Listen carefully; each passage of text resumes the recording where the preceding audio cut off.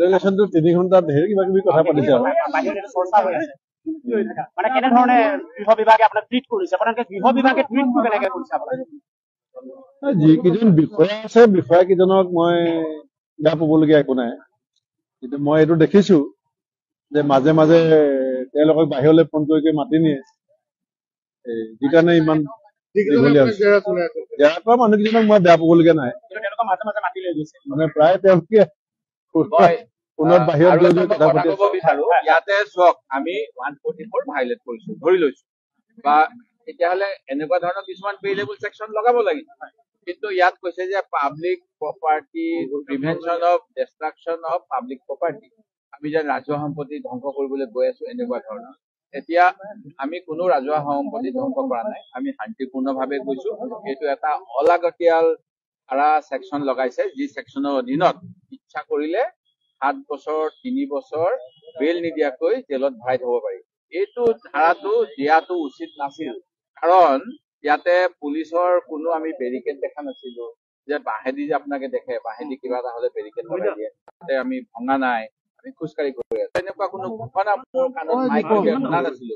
এতিয়া আইন শৃংখলা কৰিব লাগে, তেওঁলোকক এটা আপোনাৰ মাইক্ৰফোন দিয়ে, মেগাফোন দিয়ে, যাতে আইন শৃংখলা ব্যৱস্থাটো কণ্ট্ৰল কৰিব পাৰে। ইয়াত তেনেকুৱা ধৰণৰ কোনো ঘটনা হোৱা নাছিল যে আপোনালোকে এইফালে নাযাব সেইফালে নাযাব।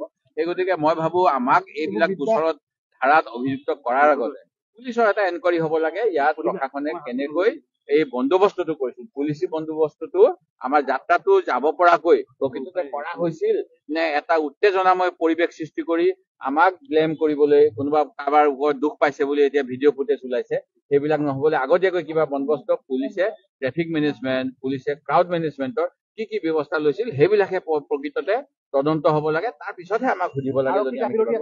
মই ভাবো আৰক্ষী এতিয়া তাত কৈছে যে পাব্লিক প্ৰপাৰ্টিটো তাত আমি একো ভঙাই নাই, আমি ৰাস্তাতে খোজকাঢ়িছো, যে খোজকাঢ়িলে যদি শিলগুটিকেইটাই দুখ পাইছে সেইটো হ'ব পাৰে, মই নাজানো, কিন্তু এনেকুৱা কথাটো হ'ব নালাগে। মুখ্যমন্ত্ৰীয়ে গুৱাহাটীত বাইক দিয়াৰ পিছতে এই খুব তাৎক্ষণিক গ'ল, আধা ঘণ্টাৰ পিছতে হৈ গৈছে। যেতিয়ালৈকে মুখ্যমন্ত্ৰীয়ে গুৱাহাটীত বাইক দিয়া নাই তেতিয়ালৈকে বা কমেণ্ট দিয়া নাই তেতিয়ালৈকে হোৱা নাছিল। এই কথাটো এইটো মুখ্যমন্ত্ৰী ইংগিত দিছে, আৰক্ষীক ইংগিত দিছে যে এনেকে গোটেইখিনি মুখ্যমন্ত্ৰী পৰিচালনাতে হৈছে। তেখেতে কৈছিলে বন্ধ বাৰ থাকিলে আমি যাবলৈ দিম আৰু চৰকাৰী বন্ধ থাকিলে যাবলৈ দিম, সেইটোতো নহলে। 23 জানুৱাৰী সুভাষ চন্দ্ৰ বসুৰ তিথি আছিলে, সেইদিনাখনতো গুৱাহাটীত আমাক যাবলৈ নিদিলে। যোৰহাটত আমি 4টা বজাত আহি পাইছো। এতিয়া মই পুলিচসকলক সুধিছো, আমিতো আপোনালোকৰ তাত দেখা নাই। তেখেতসকলে কৈছে যোৰহাটত আমি পুলিচ দেখা নাই বুলি কৈছো, কিন্তু তেখেতসকলে কৈছে আমি চিভিল ড্ৰেছত আছিলো। চিভিল ড্ৰেছতটো আমি নাজানো, কাৰণ ইমান হাজাৰ হাজাৰ লাখ লাখ মানুহ ওলাইছে, তাত চিভিল ড্ৰেছত পুলিচ কেইজন কিয় থাকিলে মই তেখেতক সুধিছো। প্ৰথম আমি আচৰিত পাইছো যে ৰাহুল গান্ধী ডাঙৰীয়া যেতিয়া 4টা বজাত আহি যোৰহাটত নামিছে, তেতিয়া নগণ্য অসম পুলিচ আছিলে। এই অভিযোগটো যেতিয়া মই আজি তেখেতসকলক কৈছো, তেখেতসকলে কৈছে আমি চাফিচিয়েণ্ট পুলিচ আছিলো। বোলে আপোনালোকে যিকেইটা ভিডিঅ' মোক আজি দেখাইছে ইণ্টাৰগেশ্যনৰ সময়ত, তাততো পুলিচ 2-3জন ওলাইছে, কৈছে আমি চিভিল ড্ৰেছত আছিলো। গতিকে পুলিচ চিভিল ড্ৰেছত আছিলে, তেনেহ'লে আপোনালোকে আমাক কণ্ট্ৰল নকৰিলে কেলে? আমাক আহি পেলাই সন্মুখত ক'ব লাগিছিলে যে এইফালে নাযাব, এইফালে যাওক। কৈছে আমাক আমি মানুহৰ ঠেলা হেঁচাত মানে চিটিকি পৰিছো। এটা কথা যিহেতু গোচৰ আছিলে তাৰ 2টা নন বেলেবল আছিলে, কথাটো এনেকুৱা নেকি নন বেলেবল আপোনাক এৰেষ্ট কৰি জেললৈ পঠিয়াব লাগে? কিবা কাৰণত তেওঁলোকে শংকিত হৈ ভয় খাই পেলাই এতিয়া আপোনাক মই সুধিছো যে মোৰ কাৰণে কি এনেকুৱা ঘটনা হ'ল যে মোক নন বেলেবল দিছে? তেওঁলোকে একো মতা নাই, তেওঁলোকে একো নাই মতা। মই সুধিছো ভয় খাইছে বুলি ভাবে নেকি? চাওক, ভয় সাহসটোতো মই নকওঁ। গণতন্ত্ৰত ৰাইজে ভাগ্য বিধাতা, ৰাইজে চব চাই আছে।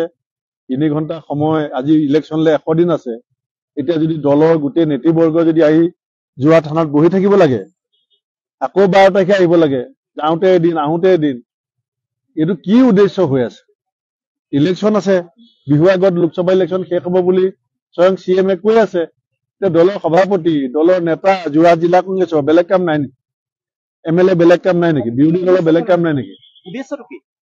উদ্দেশ্য কংগ্ৰেছক কেনেকে বিভিন্ন ধৰণে হাৰাশাস্তি কৰিব পাৰি তেনেধৰণে, কাৰণ ইমান যোৰহাটত ক্ৰাইম হৈ আছে, চুৰ ডকাইত হৈ আছে। থানাখনো অচিজন যদি মোৰ লগত 3 ঘণ্টা 4 ঘণ্টা বহি থাকে, বাকী যোৰহাটত থকা লাখ লাখ মানুহৰ অৱস্থাটো কি হ'ব? আপুনি ভাবেনে যে গৃহ বিভাগ পুতলাৰ দৰে আচলতে কৰিছে? মানসিক চাপটোতো আমি এইটো এনেকুৱাটো ইয়াতকে বহুত ডাঙৰ চাপ আমি জীৱনত পাইছো আৰু ইমানখিনি চাপ ল'ব নোৱাৰিলে প্ৰদেশ কংগ্ৰেছৰ সভাপতি আসনতো বহিব নালাগে। মানসিক চাপটো লৈ চিন্তা কৰা নাই, সময়ৰ চাপটো আছে। সময় যদি মই সপ্তাহটোত 48 ঘণ্টা সময় যদি পুলিচক দিবলগীয়া হয়, তে মই দল পৰিচালনা কেনেকৈ কৰিম? ৰাজ্যৰ মাজলৈ কেতিয়া যাম? মোৰ ব্লক বিলাকলৈ জিলাবিলাকলৈ কেতিয়া যাম? কাৰণ আপোনালোকে মোক ছচিয়েল মিডিয়াতো দেখি থাকে, মইতো এটা দিনো বহি নাথাকো। আজি দলৰ প্ৰতি দিনটো মোৰ লগত আহি বহি আছে, বাকী কাম কেতিয়া কৰিম? এতিয়া কি উদ্দেশ্য, কি ষড়যন্ত্ৰ? এইটোত মই পুলিচক জগৰীয়া নকৰো, কিন্তু মই পুলিচকো আহ্বান জনাম যে আপোনালোক বিজেপি পুলিচ নহব, আপোনালোক অসম পুলিচ হওক। আৰু এটা কথা শেষ কৰোঁ, আপোনাৰ লগত একেলগে ৰাণা গোস্বামীক আজি মাতিছিলে, ৰাণা গোস্বামীৰ লগত আপুনি কিবা বাৰ্তালাপ কৰিছিলে? কথা পাতিছো, তেখেতৰ গা বেয়া বুলি কৈছে, গা বেয়া বুলি কৈছে।